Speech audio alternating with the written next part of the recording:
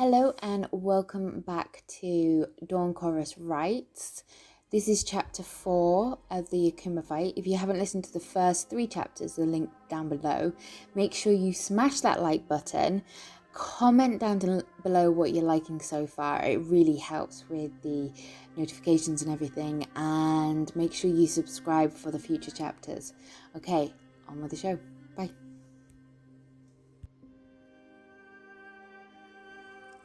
Meeting Under the Stars, Chapter 4, Akuma Battle.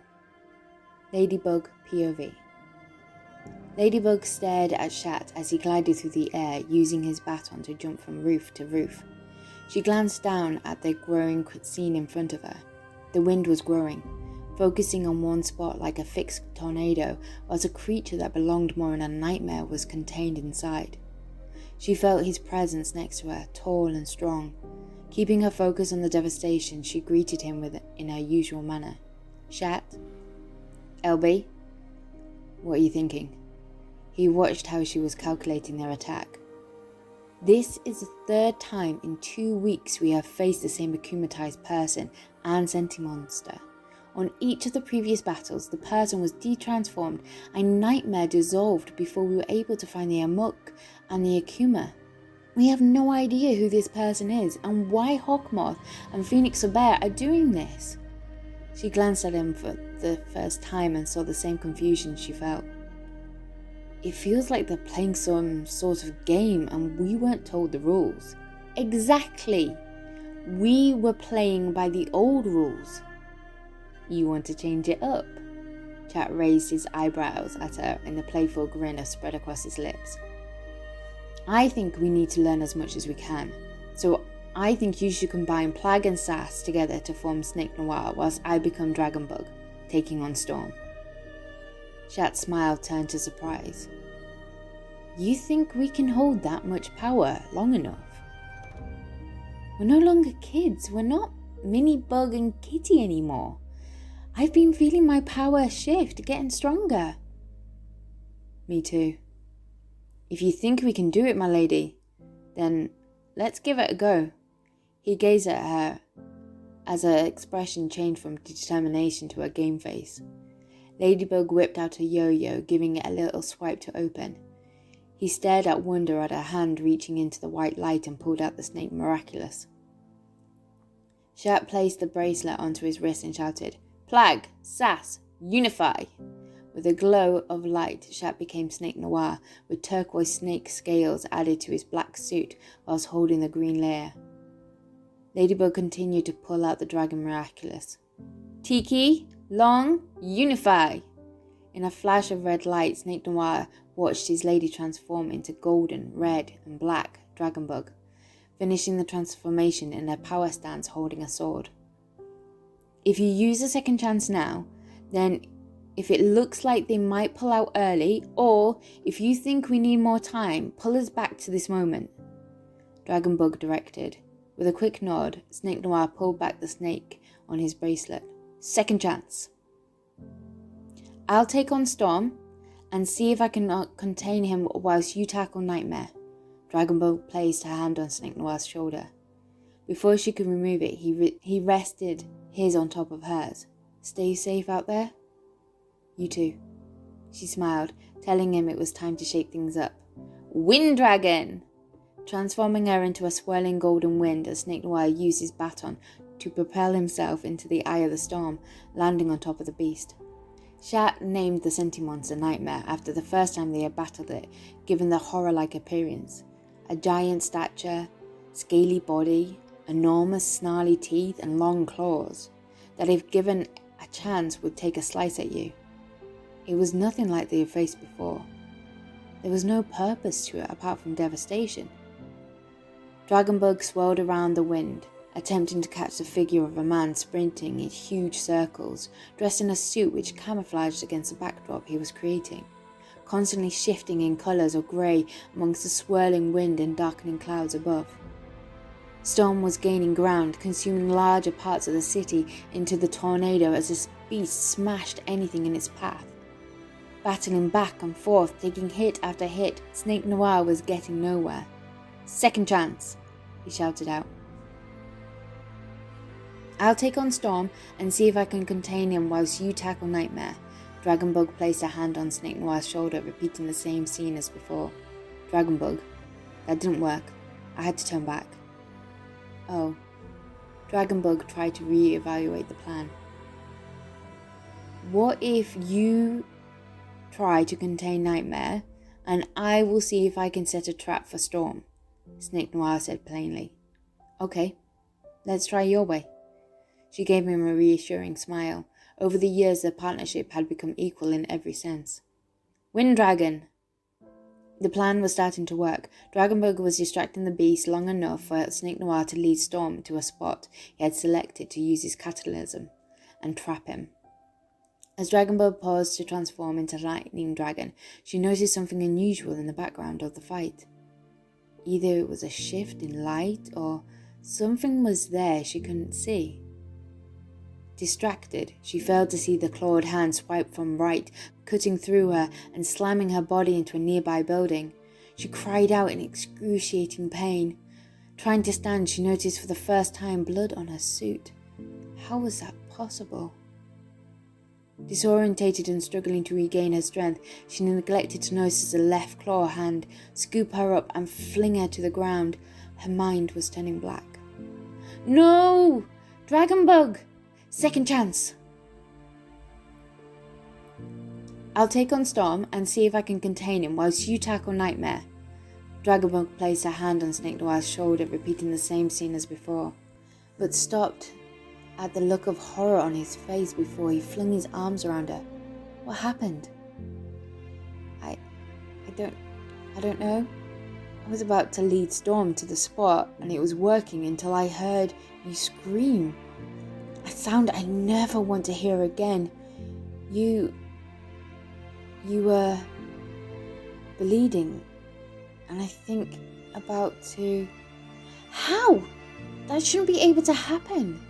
She felt him tremble in her arms. Oh, Shat. Kitty, I'm okay. See? That's why we have second chance. She tried to take a step back from his embrace and cup his face in her hands. Look at me. I'm okay, but we need to focus and stop them. She stroked away a tear cascading down his cheek with her thumb. We can do this. You and me. Snakenoir took a deep breath and nodded his head in her hand. As against the world, my lady, he breathed. Letting go and taking a step back, she tried to regain the focus and not think about what Shat had just said. Grateful she didn't hold the memory. Tell me, what have we done so far? Snakenoir replayed the last 2 times of where they went wrong, but also what was going right. So, I think we should try the same again. I will be more aware. I just wish I knew what exactly went wrong on my side. She removed her gaze from Shat and studied the scene before her. What if we recruit another member of the former team to help? He said cautiously. No, not after last time. She shook her head and swiped her sword out in front of her. We are enough. Just me and you. We can do this. She stared him in the eye. Okay, time is ticking. He gave her a look of not being happy, but willing to try it anyway for her. Wind Dragon! She shouted out, taking flight into the air. The plan was working again. Dragonbug was distracting the beast long enough for Snakenoir to lead Storm to a spot he had selected to use his catalysm and trap him. As Dragonbug paused to transform into Lightningbug, she noticed the same unusual image in the background of the fight. Either it was a shift in light, or something was there that she couldn't see. Not remembering it from before, she repeated the same action, becoming distracted and moving towards it. This time she noticed the left claw hand at the last second and swiped her sword at it, but failed to see the right claw. Her scream rang out across the city. Second chance! Snakenoir called out instead of running to her side, unable to see the same image of his lady.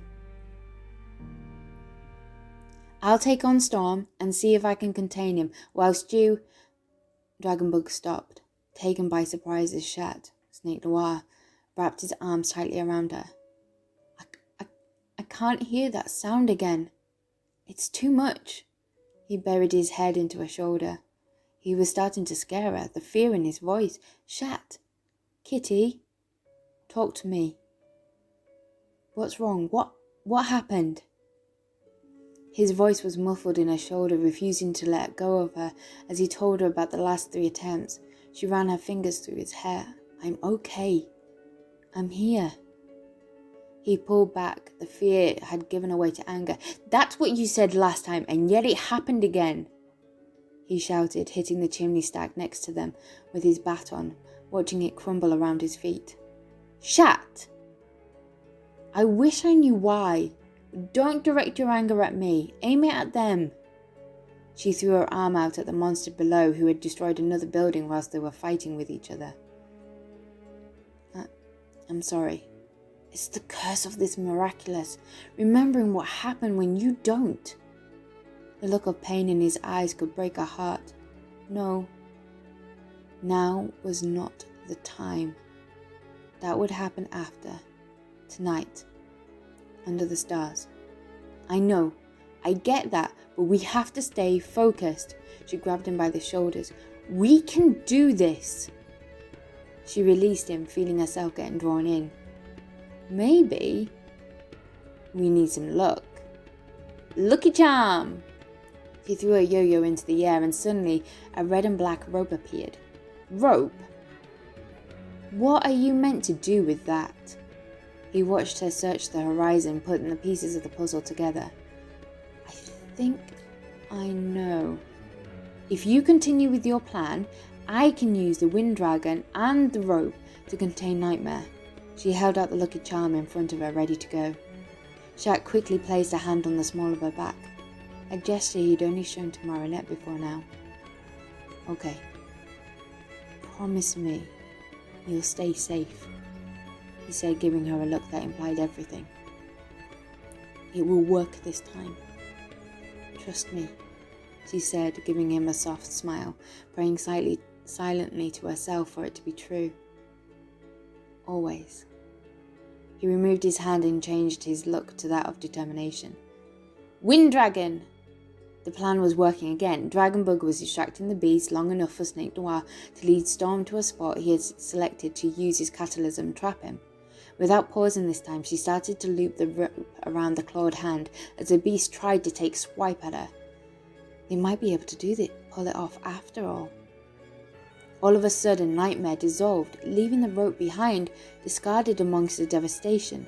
The tornado disappeared at the same time as an eerie silence descended over the city. Without wasting time, Dragonbug threw the rope into the air and called out, Miraculous Ladybugs!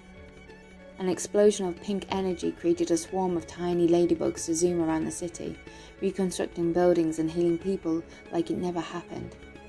Tiki, Long, divide. Snakenoir leaped through the city and landed in front of Ladybug. Plague, Sass, divide, he called out, resulting in a tired-looking Kwame in the air in front of him. Ladybug opened her yo-yo and handed Sass and Long a macaroon each before replacing them back into the Miraculous. I saw her, Chat declared. Saw who? Phoenix Sombre? Yeah. She was standing on one of the rooftops, watching the whole show, and just as the plan was about to work, Storm disappeared in front of me. I tried taking chase after her, but she was gone. What game is she playing? That's the thing. To her, it's a game. I just wish I knew what her purpose was. Why was it changing now? And that sentimonster. How could it hurt you? The final beeps called out on the Miraculous, signalling it was time to leave. That was chapter 4. Thank you for listening. Make sure you hit that like button, comment down below what you think is about to happen next, and look out for chapter 5 coming soon. Thank you. Bye.